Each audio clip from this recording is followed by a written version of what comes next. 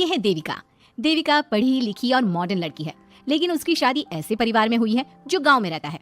भले ही ये 21वीं सदी है, लेकिन देविका की ससुराल वालों की सोच वो तो 18वीं सदी से आगे बढ़ी ही नहीं। आइए जानते हैं क्या होगा जब शहर की पढ़ी लिखी और मॉडर्न लड़की फंस जाएगी संकीर्ण मानसिकता वाले माहौल में। सागर, ये तुम्हारे गांव में सबने इतने लंबे लंबे घूंघट क्यों कर रखे हैं, और ये सब मुझे इतना घूर घूर कर क्यों देख रहे हैं? अरे यार, तुम भी घूंघट कर लो ना, इसीलिए तो देख रहे हैं सब तुम्हें। कम ऑन सागर, मैं घूंघट नहीं कर सकती, तुम्हें पता है ना मैं कौन हूँ। लेकिन देविका, मेरे पिताजी, चाचा जी, बड़े भैया और जीजा जी ने तुम्हें बिना घूंघट के देख लिया ना तो बहुत गुस्सा होंगे और न जाने कौन कौन से फरमान सुनाएंगे। घर चलो, देखा जाएगा जो होगा। सागर देविका से कई बार कहता है कि वो घूंघट कर ले, लेकिन देविका सागर की नहीं सुनती और अपने ससुराल के दरवाजे पर पहुंच जाती है। जब देविका वहां पहुंचती है तो देखती है कि उसकी सास बिमला, चाची सास कम्मो और जेठानी सुजाता ने लंबा सा घूंघट कर रखा था, पर उनकी ननद वीना ने घूंघट नहीं किया हुआ था। लेकिन हाँ, उसने सर पर सलीके के साथ दुपट्टा जरूर ओढ़ा हुआ था। सागर अपनी पत्नी को सबसे मिलवा रहा होता है, तभी सागर के पिता जोगिंदर बोलते हैं, सागर, तूने बहू को इस घर के तौर तरीके नहीं समझाया। हमारे घर की औरतें बिना घूंघट के किसी पर आए मर्द के सामने नहीं आती, और तू इसे ऐसे ही ले आया। पिताजी, मैं समझा दूंगा, वो नई नई शहर से आई है ना, इसलिए उसे पता नहीं है। सागर की बात सुनकर उसके चाचा जी महेंद्र बोलते हैं, ये बात तो तुझे गांव में कदम रखते ही अपनी बीवी को समझानी चाहिए थी। हमारा गांव में बहुत नाम है, तेरी बीवी ऐसे गांव भर में घूमेगी तो क्या इज्जत रह जाएगी हमारी। ये बोलकर जोगिंदर और महेंद्र वहां से चले जाते हैं। शाम को घर की सारी औरतें खाने की तैयारी करती है। खाना तैयार हो जाता है, लेकिन घर की कोई भी औरत खाना नहीं खाती। बहुत रात हो जाती है, तब देविका कहती है, सासू माँ, खाना बने हुए तो देर हो गई, रात भी बहुत हो गई है, हम लोग खाना क्यों नहीं खा रहे हैं? अरे बहू, ये क्या बोल रही हो? हमारे यहाँ घर की औरतें तब तक खाना नहीं खाती जब तक घर के मर्द खाना ना खा ले। लेकिन इतनी देर हो गई, आप सबको भूख नहीं लग रही क्या? तभी देविका की जेठानी सुजाता कहती है, लग तो रही है, लेकिन यहाँ की यही रीत है, ये निभानी तो पड़ेगी ना। भाभी जी, ये रीत नहीं है, औरतों को प्रताड़ित करने का एक तरीका है। अगर इस घर के आदमी पूरी रात नहीं आए तो पूरी रात खाना नहीं खाओगी क्या? देविका ये बोलकर सीधा सागर के पास जाती है। सागर उसे समझाता है, देविका, यहाँ ऐसा ही होता है, तुम थोड़ा सब्र कर लो, पिताजी और चाचा जी आते ही होंगे, फिर हम सब खाना खाएंगे। सागर देविका को समझा ही रहा था, तभी देविका की ननद वीना आकर कहती है, सागर, खाना खाने आ जाओ, पिताजी और चाचा जी आ गए हैं। चलो देविका, तुम्हारा इंतजार खत्म हुआ। सागर खाने के लिए बैठ जाता है। जब सब खाना खाने बैठते हैं तो देविका भी बैठ जाती है। सागर धीरे से उसे कहता है, अरे देविका, ये क्या कर रही हो? तुम इस तरह हमारे साथ खाना नहीं खा सकती। मगर क्यों सागर, मुझे भूख लगी है, सब लोग खा रहे हैं तो मैं क्यों नहीं खा सकती? ये हमारे घर का नियम है, पहले घर के आदमी खाते हैं और बाद में औरतें। लेकिन सागर, हमारे घर में तो ऐसा कोई नियम नहीं है। देविका और सागर में बहस छिड़ जाती है। तब सागर का बड़ा भाई कहता है, सागर, तेरी बीवी को एक बार में समझ में नहीं आता क्या कि इस घर की औरतें मर्दों के खाना खाने के बाद ही खाना खा सकती है? भैया, मैं देविका को यही समझा रहा था। मुझे तो लग रहा है कि इसके दिमाग में कोई बात ही नहीं बैठती एक बार में। भैया, मेरे दिमाग में बात तब बैठेगी ना जब आपकी बात कोई ढंग की होगी। अरे आखिर क्यों घर की औरतों को आप लोगों की बात खाना मिलेगा? हाँ, अब से पहले घर की किसी औरत ने घर के किसी मर्द से इस लहजे में बात नहीं की थी, इसलिए वो सब देविका की बात सुनकर हैरान रह गए। तभी सागर की जीजा और वीना के पति कल्याण जी कहते हैं, ये क्या है सागर, इस घर की दीवारों को औरतों की इतनी ऊंची आवाज सुनने की आदत नहीं है। अपनी बीवी को बोल जरा होश से काम ले और चुपचाप चली जाए। क्यों चली जाऊं मैं चुपचाप? इस घर की औरतें आपकी हर बात बर्दाश्त कर लेंगी, लेकिन मैं शहर की पढ़ी लिखी लड़की हूँ, आपके कोई भी फालतू के रीति रिवाज मैं नहीं बर्दाश्त करने वाली। इस तरह देविका ने सारे घर की औरतों के लिए मिसाल पैदा कर दी। जोगिंदर के घर में पहली बार किसी महिला ने विरोध का स्वर उठाया है। ये बात घर के किसी मर्द को बर्दाश्त नहीं हो रही है। तभी जोगिंदर कहता है, महेंद्र, मोहन, इस बेशर्म लड़की को कमरे में बंद कर दो और आज इसे कोई खाना नहीं देगा। अगर किसी ने इसे खाना दिया तो मैं उसे जिंदा नहीं छोड़ूंगा। महेंद्र और मोहन उसे कमरे में बंद कर देते हैं और उसे खाना भी नहीं देते। रात के 3 बज जाते हैं। भूख की वजह से देविका को नींद भी नहीं आती। तभी उसे कुछ महसूस होता है। ऐसा लग रहा है कोई दरवाजा खोल रहा है, लेकिन इतनी रात को कौन हो सकता है? कहीं सागर तो नहीं? देविका उम्मीद भरी नजरों से दरवाजे की तरफ देखती है, लेकिन दरवाजा खोलने वाला सागर नहीं बल्कि विमला और कम्मो है। माँ जी, चाची जी, आप दोनों? बहू, ये ले, हम तेरे लिए खाना लाए हैं, खा ले। और ये बात ना तो किसी को बताना मत कि हमने तुझे खाना दिया है, नहीं तो हमारे मर्द मार मार कर हमारा बुरा हाल कर देंगे। माँ जी, आप यहाँ इतना घुट घुट कर क्यों रहती हो? देविका, अब तू भी इस घर की बहू है, तू भी हमारी तरह रहना सीख ले। इस घर के कायदे कानून अपना ले। इस घर के मर्द तो कभी बदलने वाले हैं नहीं बहू, तो तू ही बदल ले अपने आप को। माँ जी, बदलाव अच्छे के लिए हो तो हमें बदलना चाहिए, बेकार और बेतुकी बातों का तो विरोध करना चाहिए। दोनों ने देविका को समझाने की कोशिश की, लेकिन देविका ने उल्टा उन्हें ही समझा दिया। इसी तरह एक दिन देविका किसी बात पर जोर जोर से हंस रही थी। तभी देविका की सास विमला ने उसे टोकते हुए कहा, अरे बहू, तू इतनी जोर जोर से क्यों हंस रही है? हमारे घर की औरत इतनी जोर जोर से नहीं हंसती। विमला अपनी बहू को समझा रही थी कि तभी महेंद्र बोलता है, अरे कम्मो, कौन है ये औरत जो बेशर्मों की तरह जोर जोर से हंस रही है? तभी कम्मो और देविका बाहर आ जाती हैं। जी जी जी वो मैं हंस रही थी चाचा जी, अब आप लोग हंसने पर भी पाबंदी लगाओगे क्या? तुम जैसी बदतमीज लड़कियों से मैं बात नहीं करना चाहता, लेकिन कान खोलकर सुन लो, इस घर की औरतें इतना जोर जोर से नहीं हंसती। और हाँ, तुम्हें पहले ही बता चुके हैं कि इस घर की दीवारों को औरतों की तेज आवाज सुनने की आदत नहीं है। इस घर की दीवारों को आदमियों की ऊंची आवाज सुनने की आदत है, लेकिन औरतों की नहीं। चाचा जी, आपके घर की दीवारें तो बहुत दोगली है। हर पाबंदी औरतों के लिए क्यों चाचा जी? औरतें ये नहीं कर सकती, औरतें वो नहीं कर सकती, औरतें सांस ले सकती है या उस पर भी पाबंदी है? चुप हो जाना बहू, मत बोल और घूंघट कर ले, ये तेरे चाचा ससुर है, थोड़ा तो लिहाज कर। कम्मो के समझाने पर भी देविका चुप नहीं होती। वो महेंद्र से ऐसे ऐसे सवाल पूछती है जिनका जवाब उसके पास होता ही नहीं। महेंद्र गुस्से से सागर को आवाज देता है। महेंद्र की आवाज सुनकर घर के सभी आदमी बाहर आ जाते हैं। जी जी चाचा जी, आपने बुलाया? अपनी मुंह जोर बीवी को यहाँ से ले जाने तो कुछ अनर्थ हो जाएगा। क्या हुआ चाचा जी? तेरी बीवी जिस तरह से मुझसे बात कर रही है, छोटे बड़े की तमीज नहीं है इसे। कम से कम 7 दिन तक ये कमरे से बाहर नहीं निकलनी चाहिए। अगर इसे मैंने कमरे से बाहर देख लिया तो किसी की खैर नहीं, समझे? पर मैंने कुछ गलत नहीं बोला। सागर, जो सच है मैंने वही कहा है। देविका, चलो मेरे साथ। लेकिन सागर, मेरी बात तो सुनो। सागर देविका को वहां से ले जाता है। इसी तरह से कई दिन बीत गए। अब देविका अपने ससुराल में हर गलत बात का विरोध करने लगी, लेकिन जितना ज्यादा वो विरोध करती, उसके ससुराल वाले उस पर उतना ही ज्यादा अत्याचार करते। सचिन, मैं तुम्हारे घर में नहीं रह सकती। तुम मुझे आज ही मेरे घर शहर भेज दो। मैं अपने मम्मी पापा के पास रहूंगी। क्यों देविका, तुम शहर क्यों जाना चाहती हो? यहाँ तुम्हें किस बात की परेशानी है? किस बात की परेशानी नहीं है सचिन?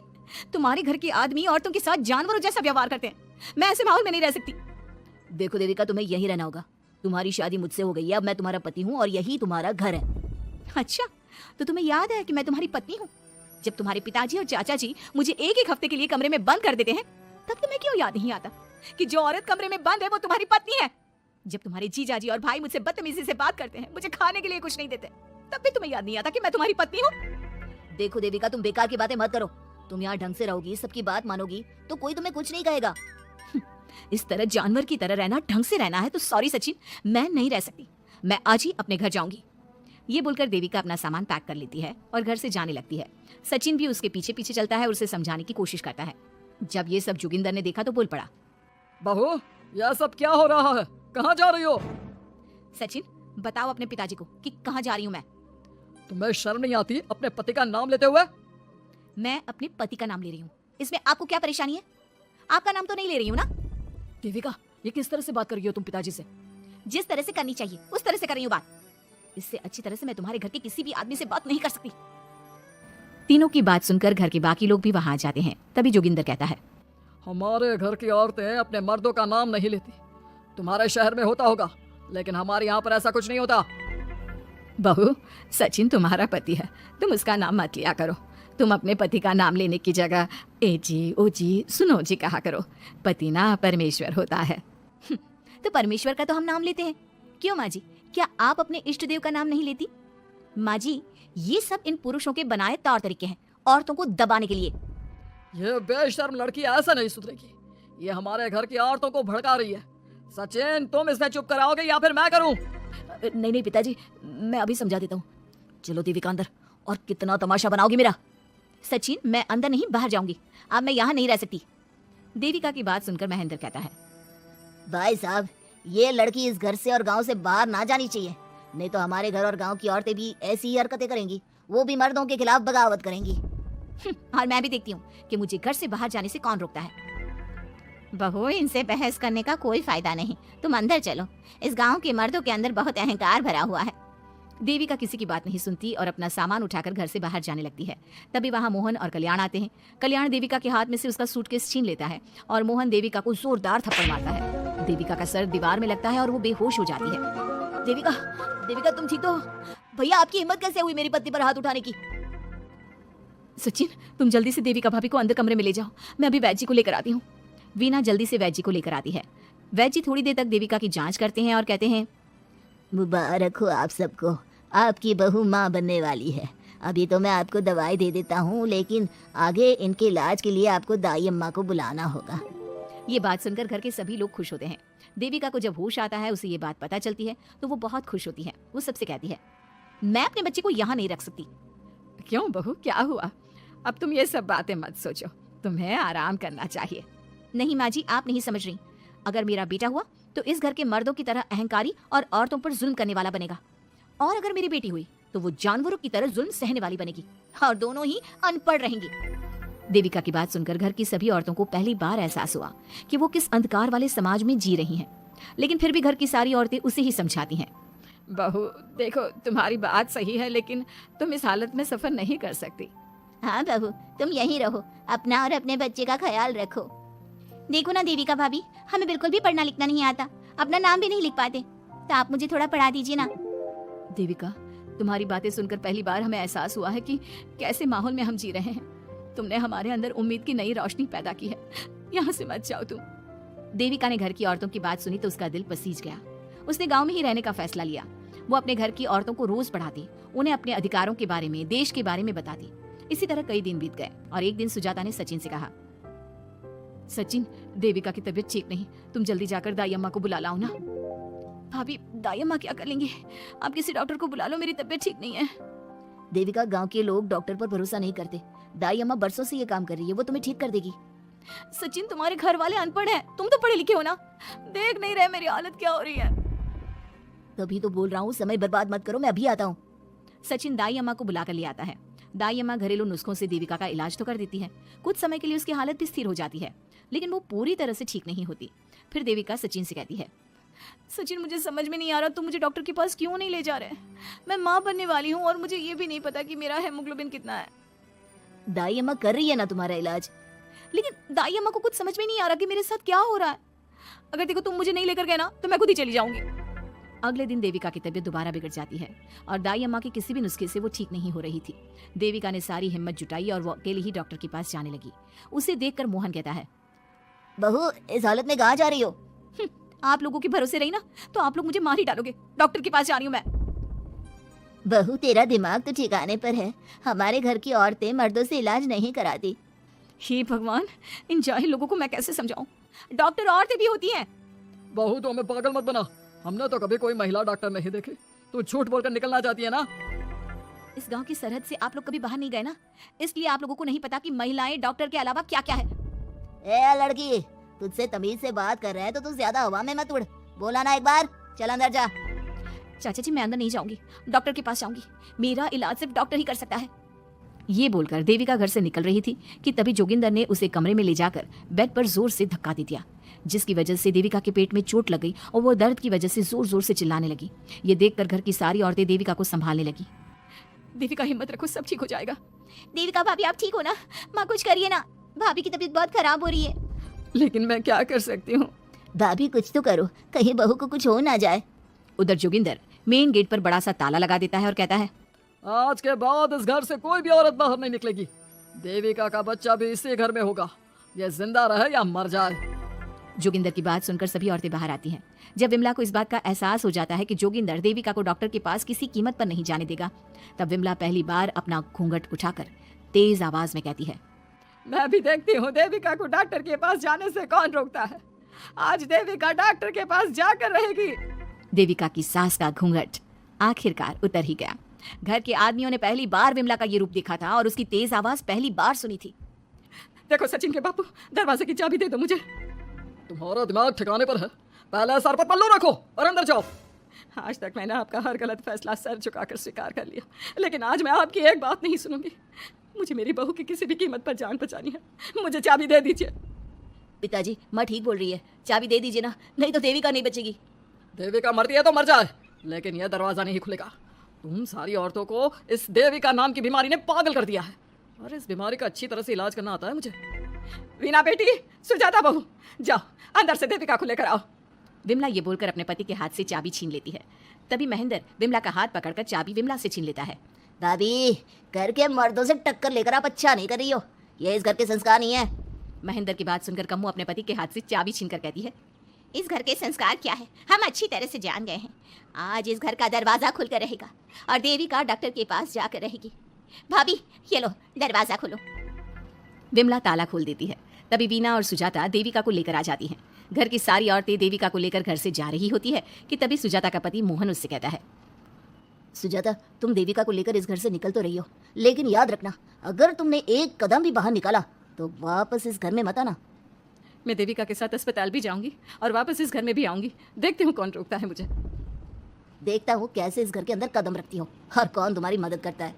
कानून मेरी मदद करेगा और कारट के दरवाजे हर नागरिक के लिए खुले हैं।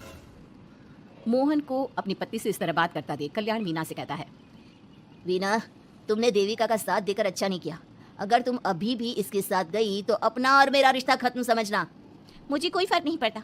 तुमने आज तक किया ही क्या है मेरे लिए। तुम खुद घर जमाई बनकर मेरे घर में रह रहे हो। कभी 100 रुपए की साड़ी दिलाई है मुझे? मेरे आने से पहले मेरा घर छोड़कर निकल जाना, समझे? ये बोलकर वीना और घर की सभी औरतें देविका को अपने साथ अस्पताल ले जाती है। वहां जाने के बाद डॉक्टर जल्दी से देविका का चेकअप करता है। चेकअप करने के बाद वो गुस्से से कहता है, ये क्या किया है तुमने? क्या हुआ डॉक्टर साहब? आपकी बहू की इतनी ज़्यादा हालत ख़राब है और उन्हें चोट भी लगी है, फिर भी आपने उन्हें हॉस्पिटल लाने में इतना लेट कर दिया। आपको 3 दिन पहले ही इन्हें हॉस्पिटल में एडमिट करवाना चाहिए था। हमसे गलती हो गई डॉक्टर साहब, लेकिन आप जल्दी कुछ करिए। हमारी बहू और उसके बच्चे को बचा लीजिए। देखिए, अभी कुछ भी कह पाना मुश्किल है। हम माँ और बच्चे में से किसी एक को ही बचा सकते हैं। आप सोच लो किसे बचाना है। डॉक्टर साहब, आप देविका को बचाइए, उससे कुछ नहीं होना चाहिए। देखिए, हमें देविका का ऑपरेशन करना पड़ेगा। आप इनके पति को बुलाइए, हमें कुछ पेपर पर साइन करवाने हैं। डॉक्टर की बात सुनकर सभी औरतें सोच में पड़ जाती हैं। तभी वीना कहती है, डॉक्टर साहब, इनके पति नहीं आ सकते। ये इनकी सास है विमला देवी, आप इनसे साइन करवा लीजिए। लेकिन पेशेंट की हालत इतनी नाजुक है, इनके पति है कहाँ? वो अपने आदमी होने का धर्म निभा रहा है। पति धर्म के बारे में उसे कुछ नहीं पता। डॉक्टर साहब, वो नहीं आएगा। क्या क्या करना है आप मुझे बताइए। थोड़ी देर बाद डॉक्टर देविका का ऑपरेशन शुरू कर देते हैं। जब वो ऑपरेशन थिएटर से बाहर आते हैं तो कहते हैं, आप लोगों की किस्मत अच्छी है, देविका भी सुरक्षित है और उसका बच्चा भी। डॉक्टर, बेटा हुआ है या बेटी? बेटा हुआ है। सब लोग बहुत खुश होते हैं। कुछ दिन तक देविका उसी हॉस्पिटल में रहती है और उसके ससुराल की औरतों ने उसका बहुत ध्यान भी रखा। अब देविका कुछ हद तक ठीक हो गई। डॉक्टर ने देविका को घर जाने की इजाज़त दे दी, लेकिन सभी सोच में पड़ गए। हम भाभी को घर ले तो जाएं, लेकिन माँ, आपको घर का माहौल पता है ना। देविका भाभी अभी पूरी तरह से ठीक नहीं हुई। भाभी वहाँ आराम नहीं कर पाएंगी और पता नहीं घर के सारे आदमी हमारे साथ क्या करेंगे। माँ, क्या हम डॉक्टर से बात करके देविका को थोड़ी दिन और यहाँ नहीं रख सकते? जब वो पूरी तरह से ठीक हो जाएगी तो उसे यहाँ से ले जाएंगे। ये बात सुनकर विमला सोच में पड़ जाती है। तभी कम्मो कहती है, तुम दोनों ठीक कह रही हो, मैं अभी डॉक्टर से बात कर लेती हूँ। कम्मो डॉक्टर से बात कर लेती है और देविका कुछ दिन में बिल्कुल ठीक हो जाती है। देविका अपने बच्चे को गोद में लिए बाकी औरतों के साथ अपनी ससुराल जाती है, लेकिन घर के सभी आदमी उन्हें दरवाजे पर ही रोक देते हैं। खबरदार, तुम में से कोई भी औरत अगर घर के भीतर घुसी, अगर तुम घर में कदम रखोगी तो घर अपवित्र हो जाएगा। घर हमारे कदम रखने से अपवित्र नहीं होगा, बल्कि आपकी गंदी सोच की वजह से घर क्या, अरे पूरा समाज अपवित्र हो रहा है। सुजाता, मैंने मना किया था ना घर से बाहर जाने के लिए। अब एक काम कर, जैसे यहाँ आई है वैसे ही यहाँ से सीधा अपने मायके लौट जा। क्यों जी, क्यों चली जाऊँ मैं अपने मायके? मैं जब तक चाहूँ यहाँ रह सकती हूँ। अगर आपने मुझे इस घर में आने से रोका तो मैं आपकी पुलिस में शिकायत कर दूँगी। वीना, इन सब की तरह तुम्हारा भी दिमाग खराब हो गया है। अब मैं तुम्हें बिल्कुल बर्दाश्त नहीं करूँगा। तुम्हें ऐसी सजा दूंगा कि तुम याद रखोगी। सजा बाद में देना, पहले मेरे घर से बाहर निकलो। खुद पूरी जिंदगी में एक घर नहीं खरीद पाए और मुझे सबक सिखाने की बात बोल रहे हो। देखो वीना, तुम इस घर की बेटी जरूर हो, लेकिन कल्याण इस घर में ही रहेगा। उसने बहुत कुछ किया है इस घर के लिए, लेकिन तुम अब यहाँ नहीं रह सकती। क्यों नहीं रह सकती? इस घर पर मेरा उतना ही हक है जितना सचिन का। देश के कानून ने मुझे यह हक दिया है। अगर मैं चाहूँ तो कोर्ट का सहारा लेकर इस जायदाद का आधा हिस्सा ले सकती हूँ। और हाँ कल्याण, तुमसे तलाक भी ले सकती हूँ। वीना, देविका के साथ रह रहकर तुम्हारा दिमाग भी खराब हो गया है। और कम्मो, मैंने तुमसे कितना मना किया, घर से बाहर मत जाओ, देविका की मदद मत करो, लेकिन तुमने मेरी एक नहीं सुनी। अब तुम इस घर से और मेरी जिंदगी से चली जाओ। ये कदम उठाकर तुमने बिल्कुल अच्छा नहीं किया। ये कदम तो मुझे उस समय उठाना चाहिए था जब मैं माँ बनने वाली थी। आपके झूठे अहंकार और गलत नियमों की वजह से मैंने अपने 2 बच्चे खो दिए। अगर उस समय मैं दाई अम्मा से इलाज ना कराती और हॉस्पिटल चली जाती तो सचिन के बराबर मेरे भी 2 बेटे होते। सभी पति इस बात पर अड़े हुए थे कि वो अपनी अपनी पत्नियों को घर के अंदर नहीं आने देंगे। देविका बहुत देर तक सबकी बातें सुनती रही। फिर उसने अपने पति से कहा, सचिन, तुम्हारे घर के आदमियों की बात तो मैंने सुन ली, अब तुम बताओ तुम्हारा क्या फैसला है? देविका, मुझे माफ़ कर दो, मैं तुम्हारे लिए कुछ नहीं कर सकता, मैं मजबूर हूँ। मुझे पता था सचिन, तुम्हारा यही जवाब होगा। मुझे अपने आप पर हैरानी है कि मैंने बिना रीढ़ की हड्डी वाले आदमी से प्यार ही क्यों किया, शादी क्यों की। अब मैं आप सबसे बस आखिरी बार पूछ रही हूँ, तुम हमें अंदर आने दे रहे हो या नहीं?